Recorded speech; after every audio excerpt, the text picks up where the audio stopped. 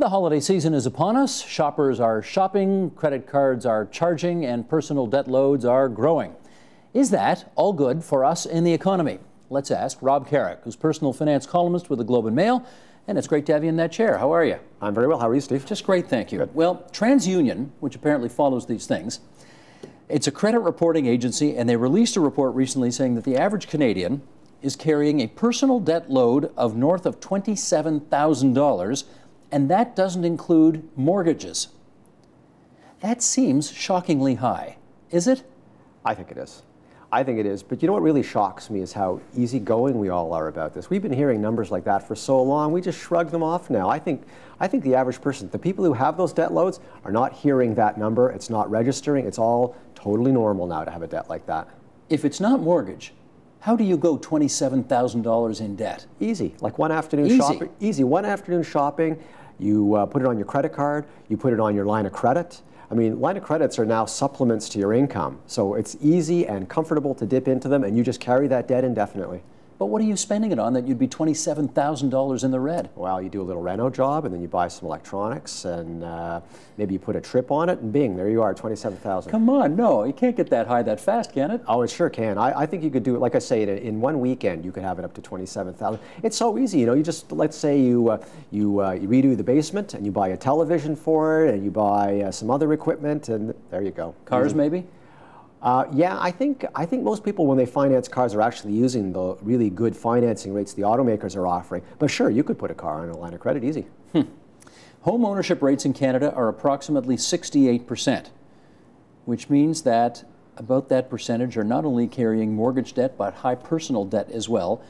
So how do you make it work when you are $27,000 on average in personal debt, plus mortgage on top of that? Well, you know, with a line of credit, and I think that's one of the principal ways people are borrowing, because you're basically tapping into your home equity there.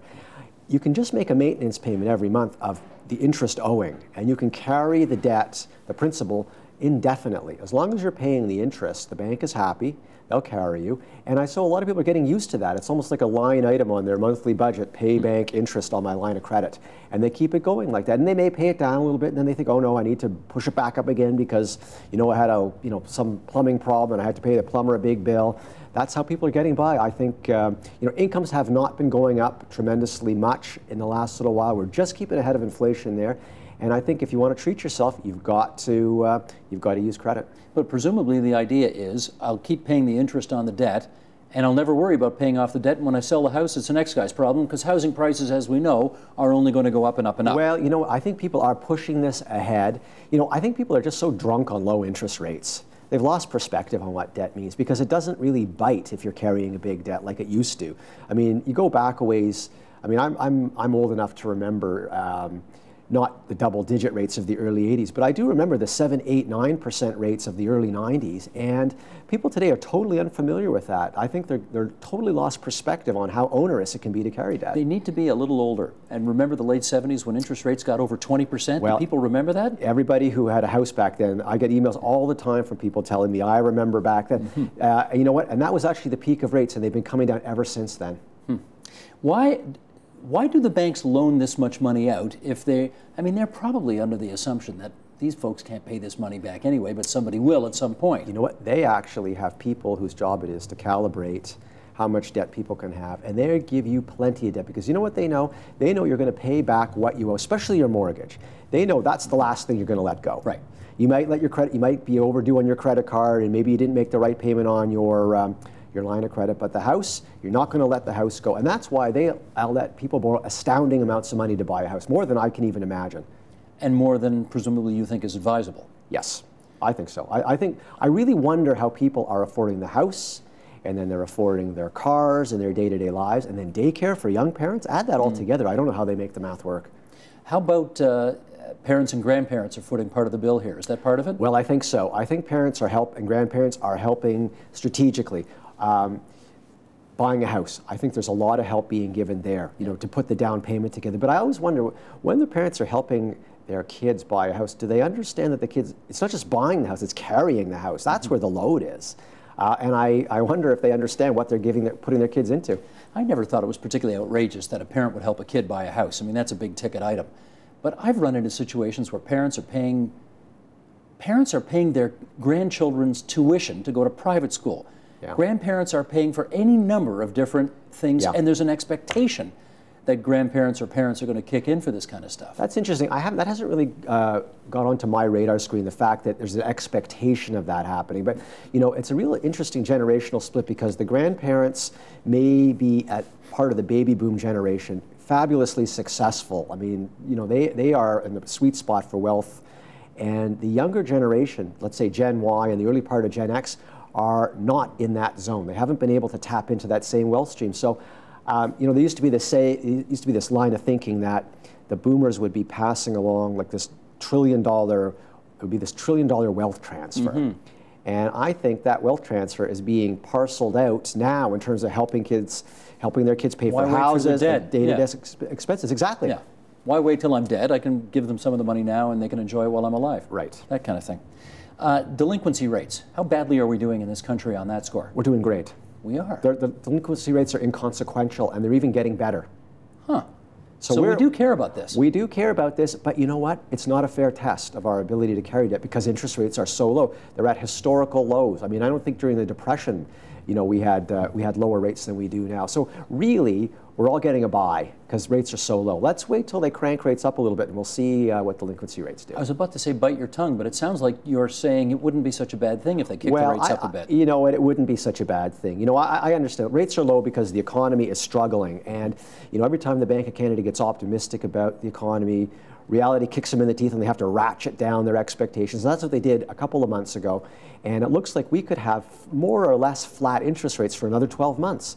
But I think a few strategic increases might just snap people out of their trance and get them to maybe do something about their debts.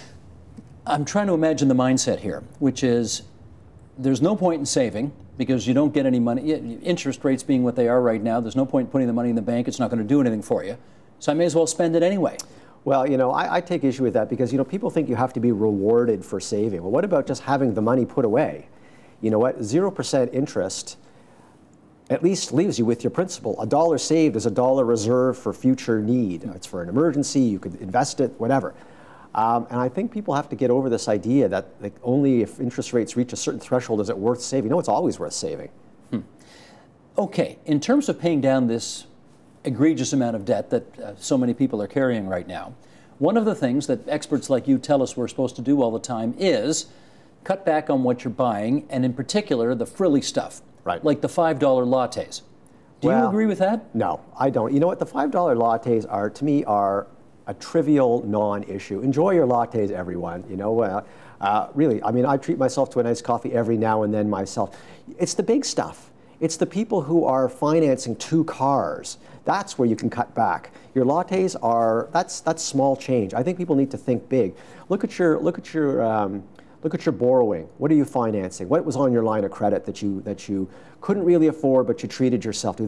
Those are the things we have to cut back on. And I think cars are great wealth killers too. I mean, I love cars, and ask anyone I know, but I got to recognize they just destroy wealth. What does that mean, wealth killers? Well, it means that you waste an awful lot of money owning them, and that's money you could be using for more productive things. Oh, because never mind the car, but you know, oil changes, you're going to get into an accident, you got insurance, all that. Absolutely. Okay. And then there's then there's like the $300, $400, $500 car payment, and then all the costs you just mentioned. Right. Okay. How important do you think it is that we actually put the brakes on and start to pay down the debt that we're now incurring?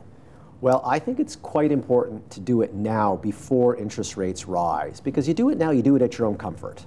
You can be proactive, and you can say, okay, I'm not under the gun now, but I will strategically make a decision to maybe not spend as much in 2014 and pay down your debt. And that way you're not whacked over the head by renewing your mortgage at a much higher rate, or noting that the bank has just sent you a message saying, you know, the minimum interest on your line of credit, well, it's now up. It's a lot higher than it was before. People have control now, but you won't have as much control once rates start to rise. Okay, I see that. But again, going by the picture that we read in your column and that we find out from other sources as well, people are going to be carrying home mortgages. They're going to be carrying line of credit obligations. They're going to have credit card obligations. They may have bet the Ticats in the Grey Cup, in which case they've got to pay back. That's not me. Don't worry, I'd never bet. Where do you start? You got a lot of different sources you got to take care of. Where do you start? The place to start is, you mentioned credit cards in that mix. Always start with the credit cards, because the interest rates are like 20% on credit cards. It's monumentally high. It's like the #1 personal finance mistake is to carry a perpetual credit card balance. So get that paid off first. Then worry about your line of credit. People get all obsessed about the mortgage. The mortgage takes care of itself. If you're paying your mortgage every 2 weeks on an accelerated plan, your mortgage will take care of itself. Let it grind away in the background and work on your other debts. And then, once you've got them in hand, you can take a look at trying to reduce your mortgage debt. I've talked to intelligent people in the past, savvy people, who carry a lot of credit card debt and did not realize that they could open a line of credit, transfer all of that credit card debt that they're paying 23% on over to a line of credit, which they're maybe paying 1% on? Well, no, I think you'd be paying about 3 to 3.5, okay, but still very low, yes. They didn't realize that was an option, and they're still continuing to pay these egregious prices on the other side. It's kind of interesting that their banker, their friendly, helpful banker, always inviting you in to come and talk about your finances, wouldn't mention that to them, isn't it? Now, why? Yeah, I mean, we know why they don't, but they should, shouldn't they? Absolutely, they should. But you know what? The banks are in the business of generating revenue through selling, borrowing products and investing products, and so their prime objective is to make money for the shareholders, not to help you save money on interest. Well, but you'd like to think that their job is also to collect customers, and they're not going to collect happy customers. It is, but clearly, by the experience you just mentioned, all these people wandering around in a daze, not knowing that their credit cards are so high and that a line of credit is a solution to that, it just tells us that the information's not getting out there. So do that right away. Get the credit card debt retired, move it over to a PLC if you can. Absolutely. Here's something you can do. You know what? If we're heading into RSP season, if you have a big debt, especially on your credit card, forego the RSP for 1 year and take your contribution and stick it down against your debt. You can get back on the RSP next year. Missing 1 year is not that big a deal, in other words. It's not that big a deal. And moreover, if you're used to paying a few $100s down on the debt, and you get rid of that debt, you've got that money, you've got all that added cash flow. Now you can put that in your investments too. I'm tempted to ask the guy who does this for a living how much debt he's carrying right now. So Rob, what are you doing? Well, I've got my mortgage and that's it. You carry no credit card debt? No, I don't carry any credit card debt, and I will occasionally run up my line of credit to pay. I put home renovations on it, and I have put a car on it too. But I like to put things on my line of credit only where I have a 12-month plan to get it paid off. Don't like to carry anything longer than 12 months. And at end of every month, you pay off the credit card debt entirely? Yeah, I use my credit card like a charge card. I mean, everything I put on the card, I know where the money's coming from, and I can pay it off. I know I can pay it off. I don't carry a credit card balance. You know, most Canadians don't carry a credit card balance. If we were to believe the numbers from the Canadian Bankers Association, roughly about 2/3 pay in full. I don't know if that's every time, but more or less every time. So really, the credit card balance thing is what a minority of us are doing, but the damage it's doing is just tremendous. In terms of investments, buying a home still the best idea in the long run? Well, no, it's not. A home is not an investment, but our ideas of home ownership have been completely warped by like 10 years of great gains. You know, it's interesting, you know, like if the stock market would have a run like the housing market's had, we'd all be running around screaming, a bear market, a bubble, it's gonna crash.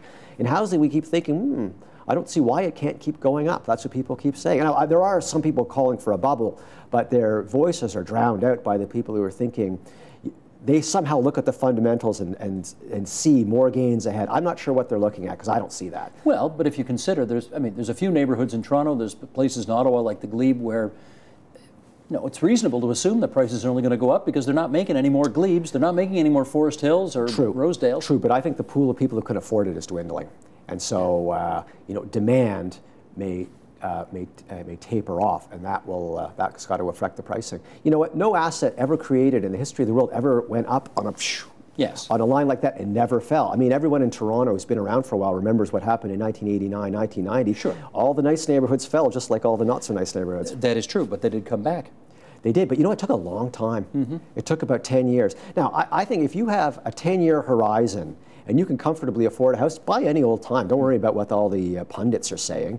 But I question whether a lot of people can afford it, and I question whether a lot of people have a 10-year horizon. There's all this talk about buying starter homes. I'm going to move in 5 years. I don't think between now and the next 5 years, I don't think you're going to be in a great position to move. It does feel like a lot of pressure, though. I hear this from young people. A lot of pressure to get into the housing market as soon as possible. Huge, yeah. You know what? I think it's like how you actualize yourself as an adult is you buy a home. You know, that's your first step to being sort of financially prudent, independent adult. And for a lot of people, I'm guessing that home, particularly if you're self-employed, that home's your pension, right?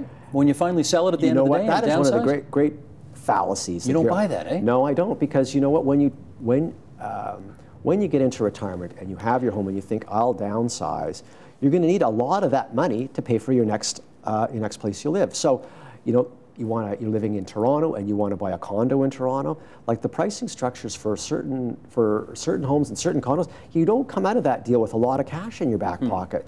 And then when you sell the condo, maybe you're going into an assisted living center, some sort of situation, you're going to need that capital again. So you never really cash out of the house unless you own a house in downtown Toronto and you want to move to the boondocks and buy a super cheap house, and then, yes, you'll pull a lot of money out of your house. Well, that's it. I mean, I think a lot more people apparently are, for example, selling a home in Toronto, selling a home in Ottawa, and moving to, let's say, Elliott Lake, for example. They're moving up north, they're moving to a completely different place. Yeah, I don't know how much that's happening. I recently visited Owen Sound, Ontario, where they're trying to develop develop some traffic of Toronto people moving up there. There's much cheaper prices, nice old town on the water, et cetera, et cetera. But it's not a flood. People like the urban experience. Okay, in our last minute here, you've got some money. You got some money saved. Where are you putting it? Well, I pay down my debt first. You know what? Investing is a crapshoot. I mean, I firmly believe in investing, and if you've got money to put in for the long term, go for it. But I think right now there's so much debt around that I think paying down your debt is a great surefire return on your money. And after that, once you've paid down debt, then what? Don't go into debt again, obviously. But well, yeah, that's easy to say. But yeah. I'd put together a diversified collection of investments, a little stock market exposure, a little bond market exposure, calibrate the two towards how much risk you have and how long you have until retirement, and put it away for 10, 20, 30 years. Gotcha. Rob Carrick, always like reading in the Globe and Mail. Thanks for coming into TVO tonight. Glad to do it. Support Ontario's public television. Donate at tvo.org.